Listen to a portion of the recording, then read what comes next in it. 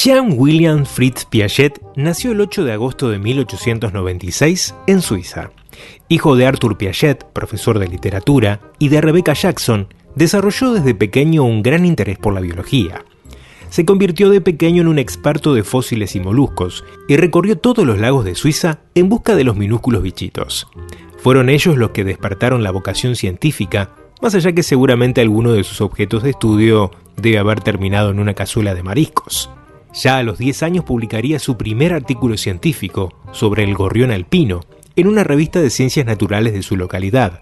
De adolescente incrementó su interés por la zoología y se dedicó a la malacología, nombre que recibe la ciencia que estudia los moluscos, desarrollando a través de ellos el sentido de la observación. Pasaba horas mirando su comportamiento y cómo se iban adaptando al medio que les tocaba vivir.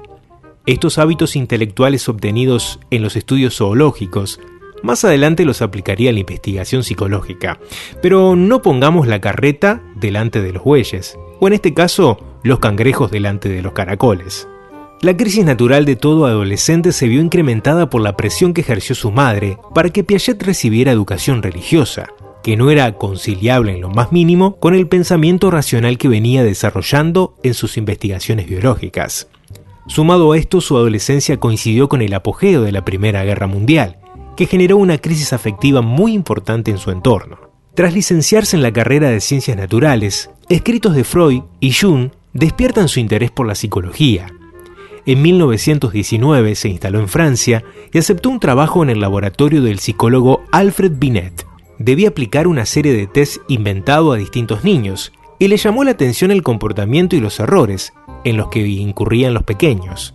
Frente a problemas que relacionan las partes y el todo, y las causas y sus efectos, comenzó a observar que el razonamiento para llegar a sus conclusiones resultaban erróneos, al menos para el mundo adulto. Lo primero que pudo comprobar es que el razonamiento lógico no es innato. El conocimiento se va desarrollando de un proceso en el que el niño interactúa con su medio, como los moluscos. De la observación, Piaget plantea que los niños razonan como los científicos. Plantean hipótesis que van modificando por una superadora y a veces generan síntesis integradoras. Los niños, como los científicos, explican la realidad con sus marcos de referencia. Por ejemplo, si un niño quiere comer durazno y su madre le contesta que no es posible porque en las fruterías se consigue solo en verano, resulta perturbador para su razonamiento, en primera instancia, que su mamá abra una lata de duraznos en conserva para comer en pleno invierno. El razonamiento o hipótesis inicial del niño es que, como está comiendo durazno, llegó el verano. Pero como los científicos pueden desechar hipótesis mediante la observación, los niños también. Piaget comienza a estudiar cómo los niños van construyendo su conocimiento del mundo.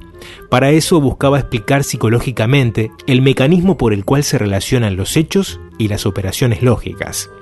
En esos primeros años se había centrado en el lenguaje para comprender la lógica infantil, pero con la llegada de sus 3 hijos, trasladó el consultorio a su casa y Jacqueline, Lucien y Laurent se transformaron en su principal objeto de estudio. En lugar de verbalizaciones, dirigió su observación a objetos que el niño pudiera manipular, y esos apuntes le sirvieron para ir construyendo la columna central de sus postulados. Del mismo modo que un molusco se estructura en función de su medio inmediato, la inteligencia es en principio esa capacidad de adaptarse a situaciones nuevas. De allí que desarrolla 2 funciones de la inteligencia, que asimismo son 2 formas de adquirir conocimiento: asimilación y acomodación. La asimilación confronta conocimientos nuevos con el bagaje de conocimientos ya aprendidos, integra nuevas experiencias a nuestros esquemas mentales y el conocimiento se estructura en el interior del sujeto. Para explicar este punto, Piaget lo compara con el comportamiento de un conejo. Si bien el conejo se alimenta de repollo, no se transforma en él. Con esto explica que el conocimiento no es simple copia de lo nuevo que se adquiere, sino que se construye en el interior de cada individuo. Por el contrario, la acomodación se da cuando, ante un conocimiento nuevo, los esquemas mentales no pueden asimilarlo y se ven en la necesidad de replantearlos o reinterpretarlos. En síntesis, la acomodación nos permite cambiar una idea preexistente por una nueva. Por ejemplo, un niño sabe de pequeño que los perros tienen 4 patas, por lo cual automáticamente cree que todos los animales de 4 patas son perros. Cuando más adelante se entera que los gatos también tienen 4 patas, se someterá a un proceso de acomodación, en el que su esquema existente, para los perros, se va a modificar. Como ven, Piaget era un fanático de los animales y todo lo explicaba con bichitos. Bueno, no todo. Otro de los enunciados centrales de su teoría se podría decir que es principalmente futbolero. Se basa en estadios. Aunque en realidad los estadios de Piaget nada tienen que ver con el deporte. Son los momentos que atraviesa el desarrollo cognitivo de un niño. Las conquistas cognitivas que va haciendo un individuo. Cada uno de ellos se caracteriza por una estructura determinada, que no se ve y que se manifiesta a través de las conductas. El primero es el estadio de la inteligencia sensorio-motriz, que va entre el nacimiento y los 2 años, o entre el período del nacimiento y la adquisición del lenguaje. El pensamiento en este período se representa en actos y atraviesa 3 fases: la fase de los reflejos, la de la organización de percepciones y costumbres, y la propia inteligencia sensorio-motriz. El bebé, por ejemplo, varía las acciones en las que arroja su chupete para estudiar sus resultados, trayectoria y caída. El segundo es el estadio de la inteligencia representativa preoperatoria, que va entre los 2 y los 6-7 años.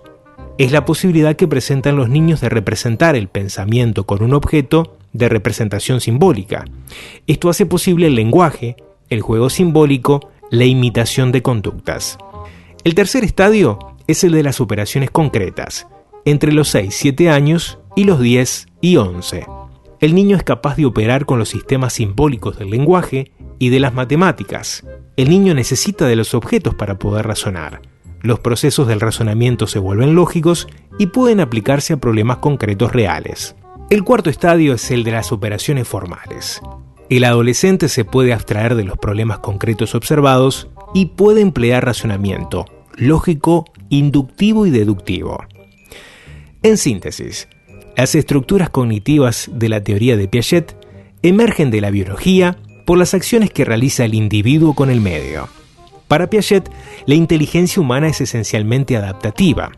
Ningún conocimiento es una copia de lo real, porque incluye un proceso de asimilación sobre estructuras anteriores. Conocer no es copiar lo real, sino actuar en la realidad y transformarla. Si la experiencia física o social entra en conflicto con los conocimientos previos, las estructuras cognitivas se reacomodan para incorporar la nueva experiencia.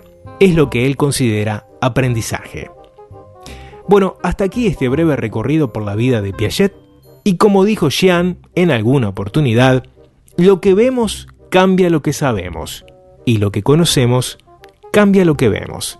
Así que espero que no hayan cambiado esta presentación. Hasta la próxima.